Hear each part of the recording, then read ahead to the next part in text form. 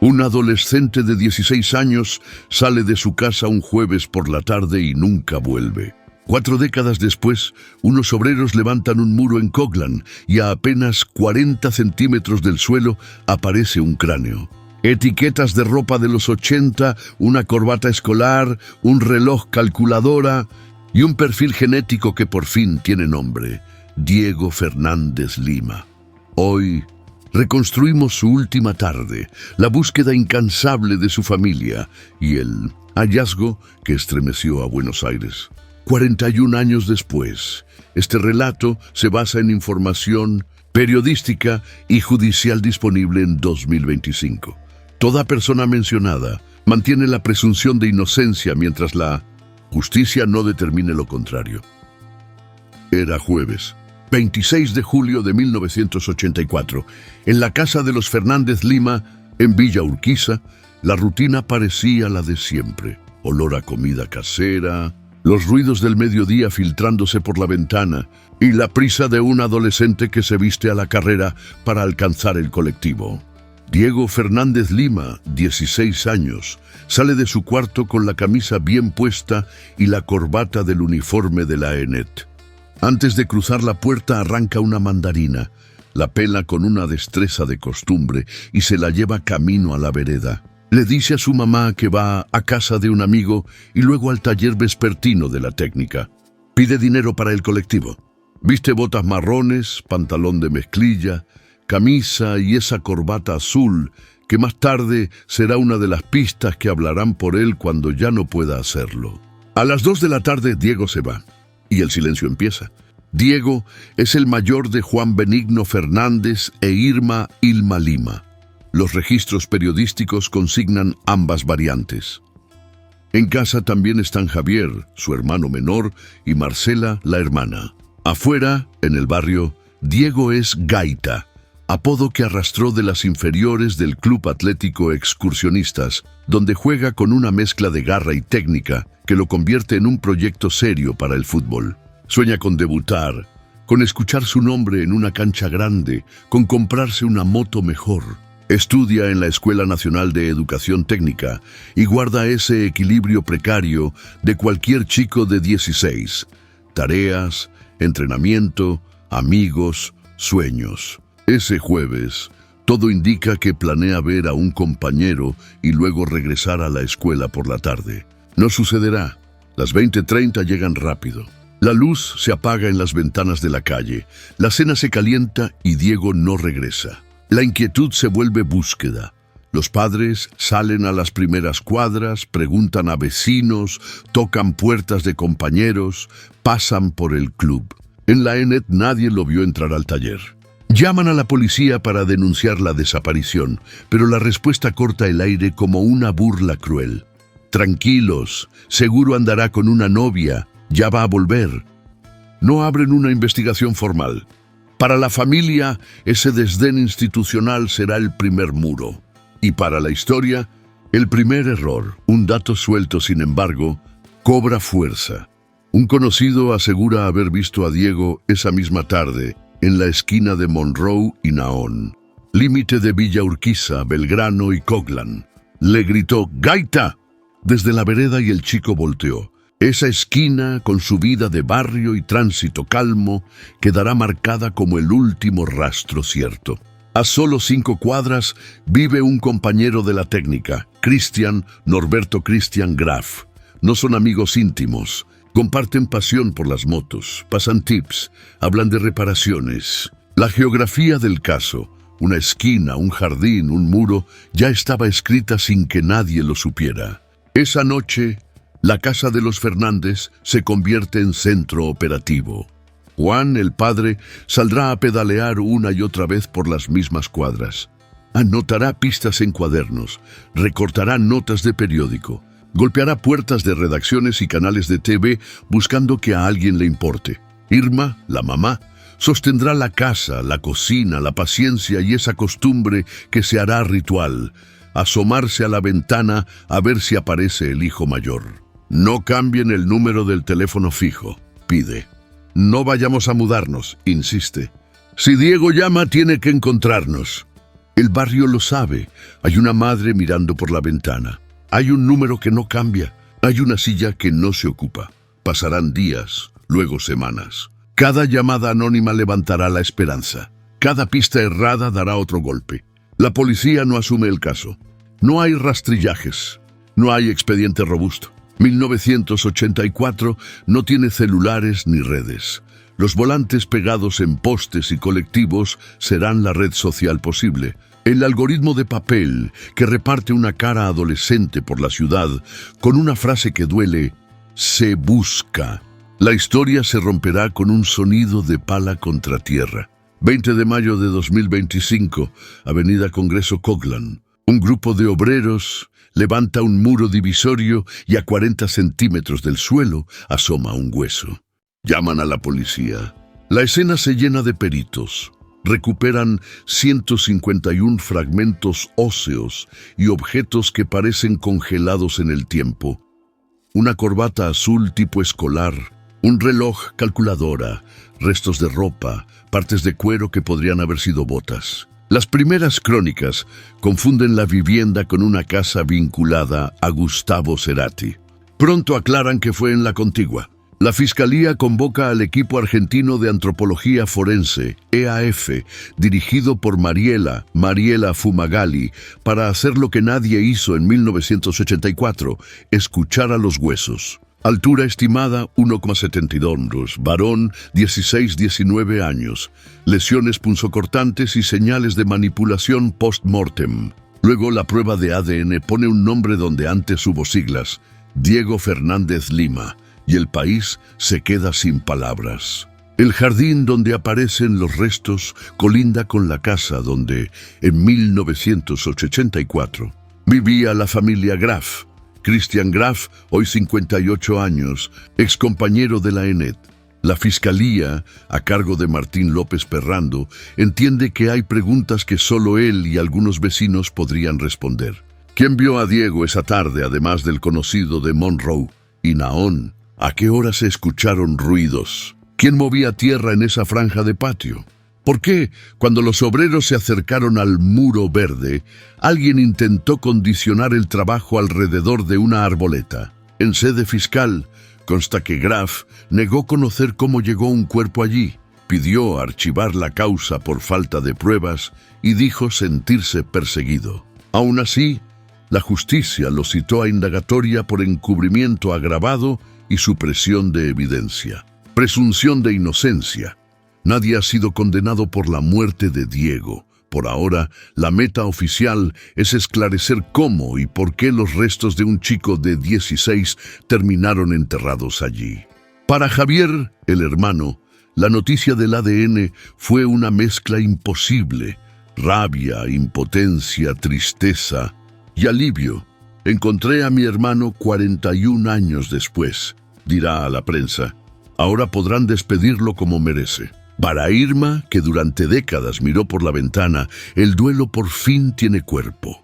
Y para la ciudad, la historia deja una pregunta que atraviesa cualquier barrio.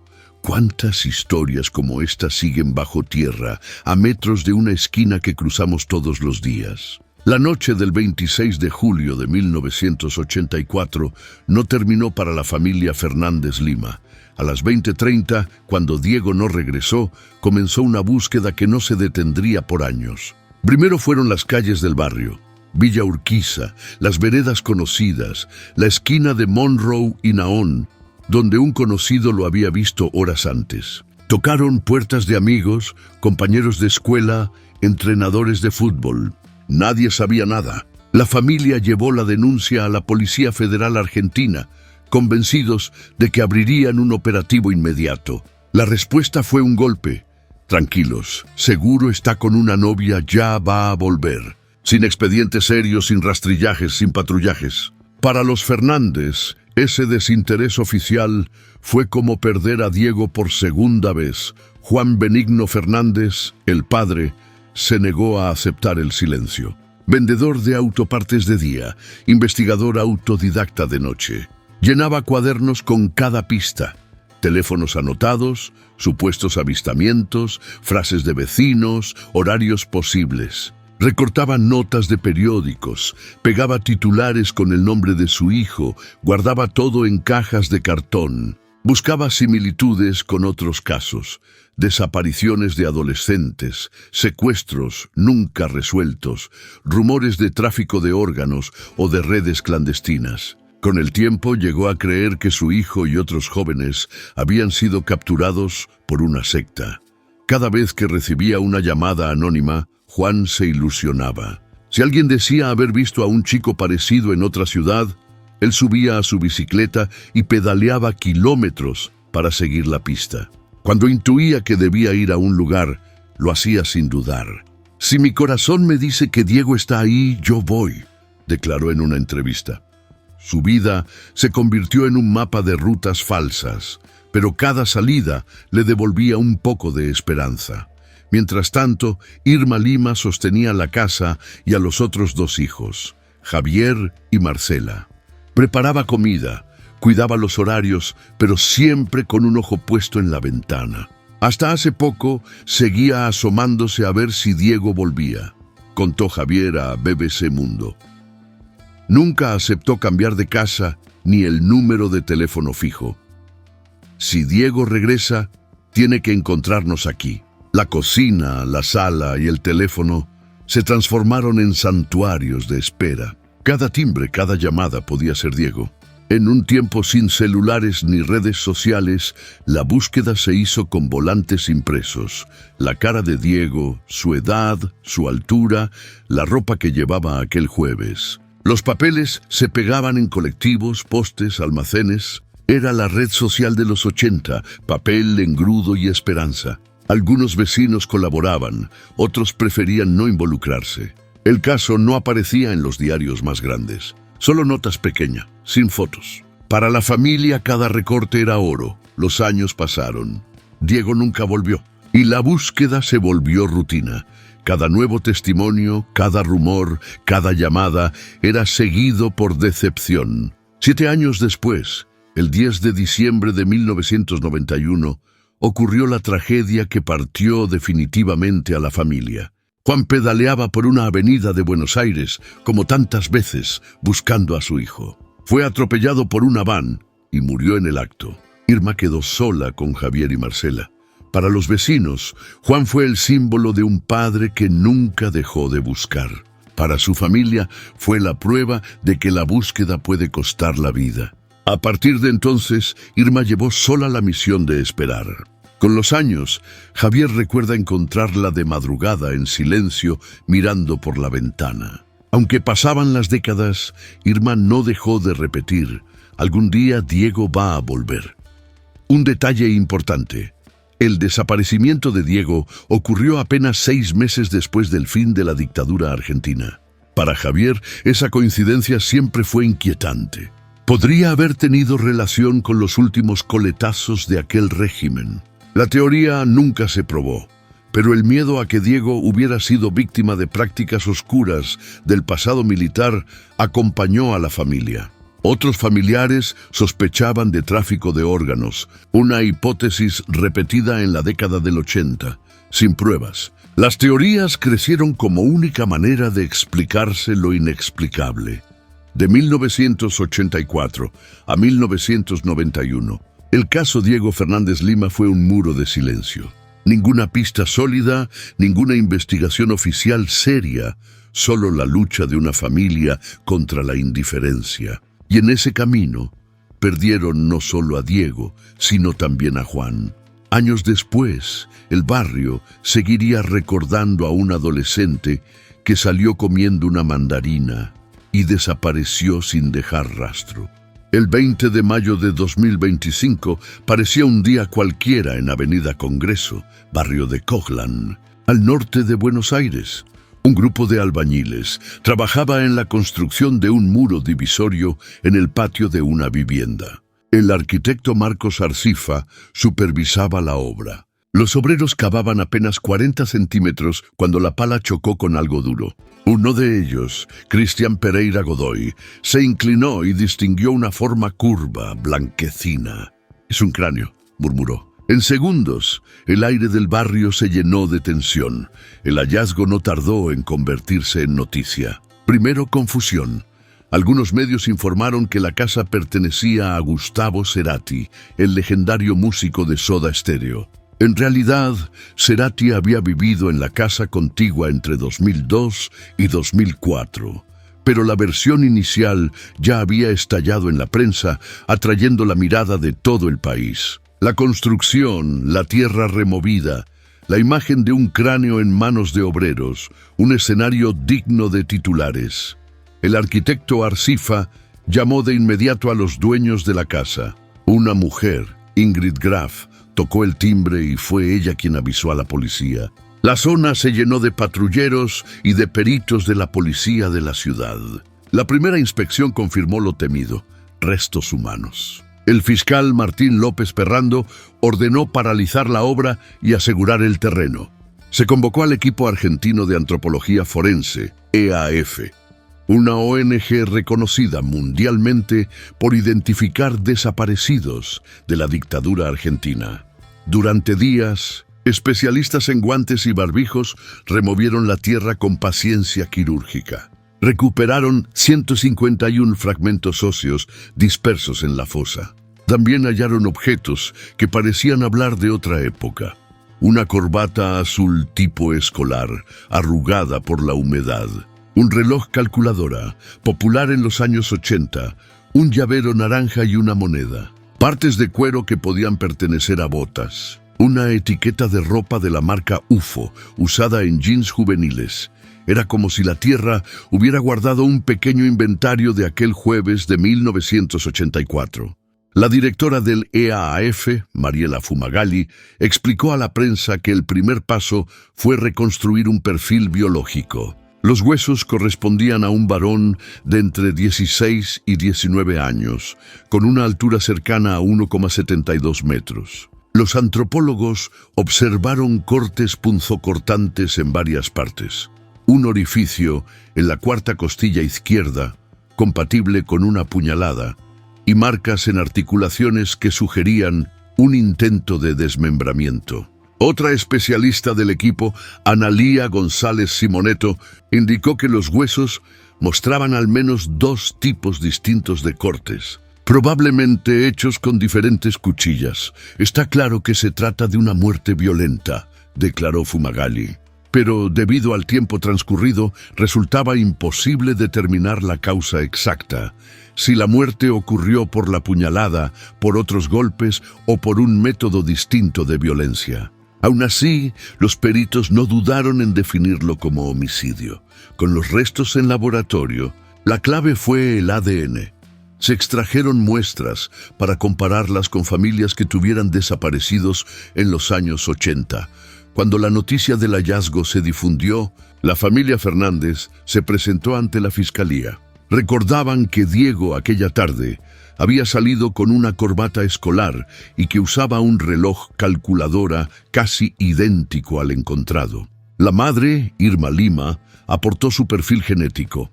El resultado fue concluyente. Los restos correspondían a Diego Fernández Lima. 41 años después, la búsqueda tenía una respuesta. Para la familia, la confirmación fue un terremoto emocional. Rabia, impotencia, pero también alivio. Sentí tristeza y al mismo tiempo alegría porque encontré a mi hermano 41 años después. Ahora podré despedirlo en paz, declaró Javier Fernández, el hermano menor, a BBC Mundo. La noticia sacudió Buenos Aires. El adolescente que había desaparecido en 1984 no había huido, no estaba de viaje, no había empezado una vida secreta. Había sido asesinado y enterrado en un patio, a solo 7 cuadras de donde su padre había muerto atropellado mientras lo buscaba. Para los vecinos de Coglan, la revelación fue un mazazo. Detrás de un muro cualquiera, bajo la sombra de una pequeña arboleta, había estado enterrado el secreto de una familia.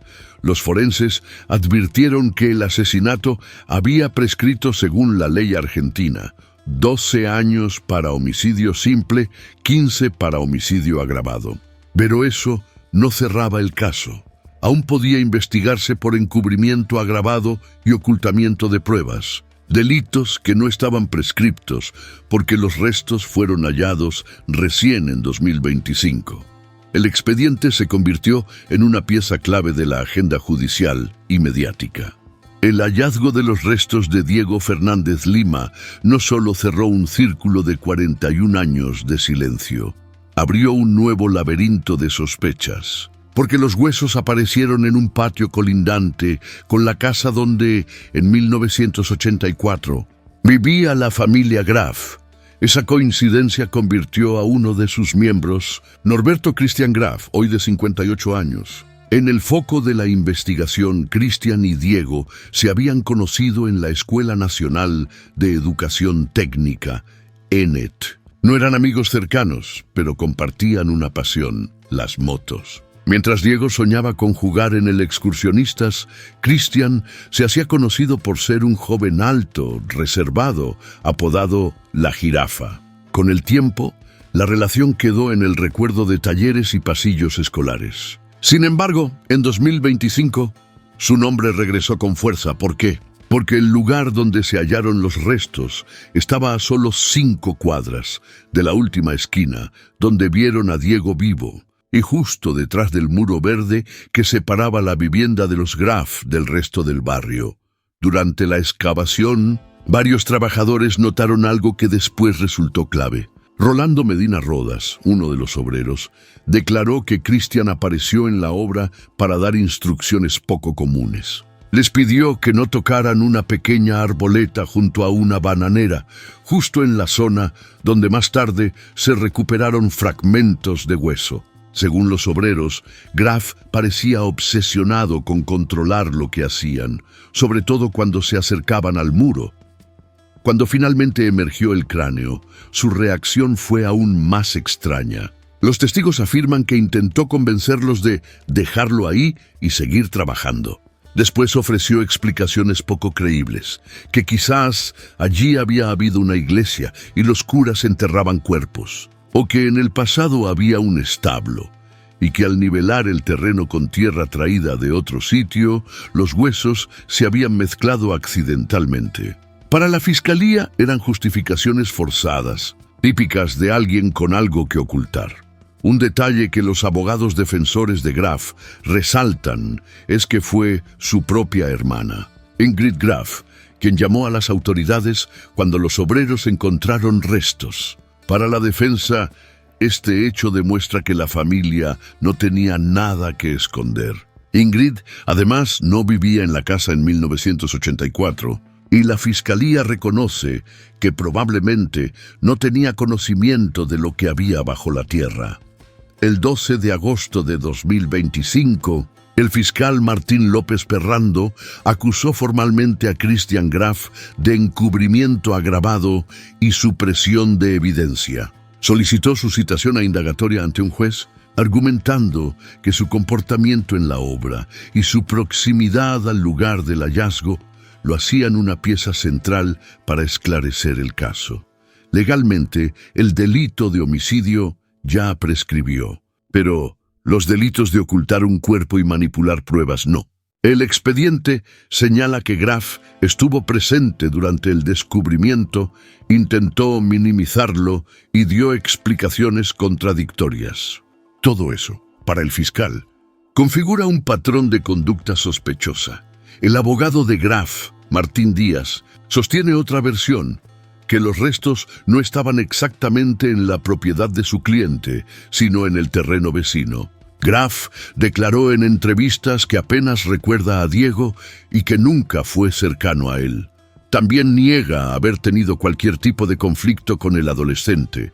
La defensa insiste en que, si la familia Graf hubiera querido ocultar algo, jamás habrían permitido que Ingrid llamara a la policía. Además, señalan que los huesos aparecieron tras décadas de obras y movimientos de tierra en el barrio, lo que, según ellos, podría haber desplazado restos de otra sepultura. Para la fiscalía, esas explicaciones no son convincentes. Los cortes en los huesos El reloj calculadora, la corbata azul y el lugar del entierro no dejan dudas. Allí alguien intentó ocultar un crimen. Y aunque nadie puede ser condenado por asesinato debido al tiempo transcurrido, el juicio de la verdad, figura legal en Argentina, busca establecer qué pasó, quién participó y cómo. El 17 de octubre de 2025, Christian Graf deberá presentarse a declarar. Sus palabras podrían abrir nuevas líneas de investigación o reforzar las sospechas que hoy pesan sobre él. Por ahora, sigue en libertad, amparado por la presunción de inocencia, pero con la sombra de una pregunta imposible de ignorar: ¿cómo llegaron los huesos de Diego al patio de su familia?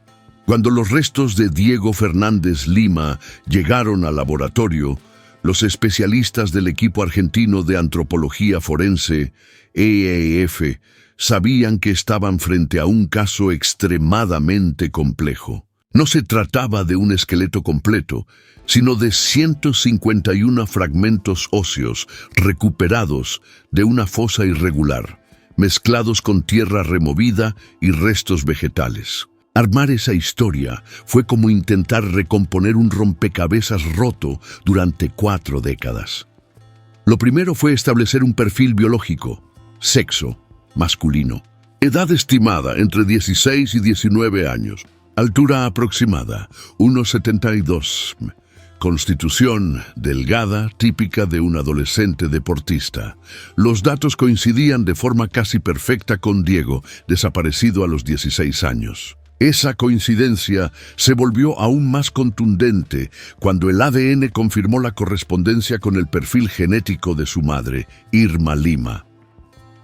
Los huesos mostraban marcas que no podían ignorarse. Un corte limpio atravesaba la cuarta costilla izquierda, como una estocada dirigida al tórax. En otras piezas, sobre todo en articulaciones de brazos y caderas, había señales de incisiones hechas con un objeto cortante distinto.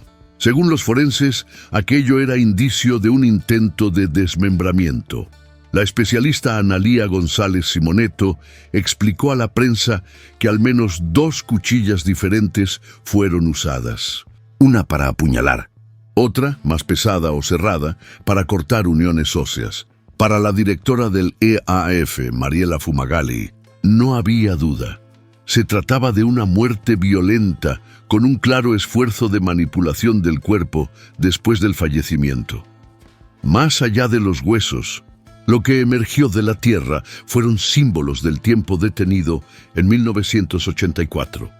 Una corbata azul, idéntica a la del uniforme de la ENET que Diego llevaba el día de su desaparición. Un reloj calculadora, un accesorio de moda entre jóvenes de los 80, casi idéntico al que sus amigos recuerdan en su muñeca. Una etiqueta UFO, marca popular en jeans de la época. Un par de medias y restos de cuero, compatibles con las botas marrones que vestía. Un llavero naranja y una moneda. Para la familia, estos hallazgos fueron más elocuentes que cualquier informe científico. Confirmaban, con objetos cotidianos, lo que habían repetido durante 41 años, que Diego no se había fugado, no había abandonado su hogar, sino que había sido víctima de un crimen brutal. La interpretación forense dibuja un escenario oscuro. Diego probablemente fue atacado con un arma blanca, recibió al menos una puñalada en el torso, sufrió otros cortes y luego su cuerpo fue manipulado. La hipótesis más fuerte es que intentaron esconder el cadáver mediante fragmentación o desmembramiento, aunque no está claro si el objetivo era moverlo o simplemente ocultarlo mejor en la fosa. Los peritos también señalaron que los huesos estaban concentrados junto al muro verde de la propiedad, lo que indica que la sepultura original pudo haber estado dentro del terreno Graf. Con el paso de los años y el movimiento de tierra, algunos fragmentos se desplazaron hacia el jardín vecino, donde finalmente aparecieron. El tiempo juega en contra. Tras más de 4 décadas, la causa exacta de la muerte no puede determinarse con certeza. ¿Fue la puñalada en la costilla? ¿Golpes? ¿Estrangulamiento previo? La ciencia no puede responder todas esas preguntas. Pero lo que sí afirma es categórico. Diego murió de forma violenta y su cuerpo fue enterrado deliberadamente en un terreno particular. Para Javier Fernández, cada uno de esos objetos se convirtió en un disparador emocional. La corbata le recordó aquella tarde de julio en que su hermano salió con el uniforme. El reloj lo transportó a los partidos de fútbol, donde Diego lo miraba nervioso antes de volver a casa. Fue como si la Tierra hubiera devuelto su historia en pedazos, dijo en una entrevista reciente. El 17 de octubre de 2025 está marcado en el calendario judicial argentino. Ese día, Norberto Cristian Graf, excompañero de Diego Fernández Lima en la ENET, debe presentarse a declarar. La acusación en su contra no es por homicidio. Ese delito ya prescribió según la ley, sino por encubrimiento agravado y supresión de evidencia. Dos cargos que permanecen vigentes porque los restos fueron hallados recién este año. El abogado de Graf, Martín Díaz, sostiene que su cliente es inocente. Afirma que los huesos no estaban exactamente en su terreno, sino en la propiedad vecina, y que cualquier desplazamiento de restos pudo deberse a las obras o a movimientos de tierra de décadas anteriores. Graf, según su defensa, no tenía motivos para ocultar nada, no tiene nada que esconder. Repite Díaz a los medios. Un punto a favor de su narrativa es que fue Ingrid Graf, hermana de Cristian, quien llamó a la policía al descubrirse el cráneo. Para la defensa, ese gesto demuestra que la familia no buscaba ocultar pruebas. Además, Cristian insiste en que apenas recuerda a Diego y que nunca fueron amigos íntimos. Niega haberlo visto el día de su desaparición. Del otro lado, el fiscal Martín López Perrando considera que las justificaciones de Graf no son creíbles. Los testimonios de albañiles, que lo vieron intentar controlar la obra y prohibir que tocaran una arboleta cerca del muro, son interpretados como conductas sospechosas. Además, los objetos hallados, la corbata azul, el reloj calculadora, vinculan de forma directa el hallazgo con la desaparición de Diego. Para el fiscal, aunque no pueda condenarse a nadie por homicidio, la justicia tiene el deber de esclarecer la verdad histórica. Eso incluye identificar quién enterró el cuerpo, quién sabía y quién cayó durante 4 décadas. Por eso habla de un juicio de la verdad, un proceso que no busca castigo penal, sino reconstruir lo ocurrido. En Argentina, los plazos de prescripción para homicidio simple son de 12 años y para homicidio agravado de 15. El crimen de Diego, ocurrido en 1984, ya está fuera de esos plazos. Solo existen excepciones en casos de crímenes de lesa humanidad o si el acusado ocupa cargos públicos, lo cual no aplica aquí. Por eso, aunque se demostrara la autoría, no habría condena penal por asesinato, pero el encubrimiento agravado y la supresión de evidencia siguen vigentes, porque los restos fueron descubiertos en 2025. Allí está la posibilidad de una sanción judicial. Para los Fernández Lima, el hallazgo fue un terremoto emocional. Javier, el hermano menor, describe una mezcla imposible: rabia, impotencia, tristeza y al mismo tiempo alegría porque encontré a mi hermano 41 años después. Ahora por fin podrán darle un entierro digno. La madre, Irma, de 87 años, aún mira por la ventana de la misma casa en Villa Urquiza. Nunca cambió de domicilio ni de número telefónico, esperando la llamada que nunca llegó. Ahora sabe que su hijo estuvo siempre cerca, enterrado a apenas 7 cuadras de donde murió su esposo Juan, buscando. La ventana ya no es de espera, sino de duelo. El caso de Diego ha conmovido a Buenos Aires y al país entero, porque revela no solo la tragedia de una familia, sino también la indiferencia institucional de los años 80, cuando la policía desestimó la denuncia y dejó a los padres solos en la búsqueda.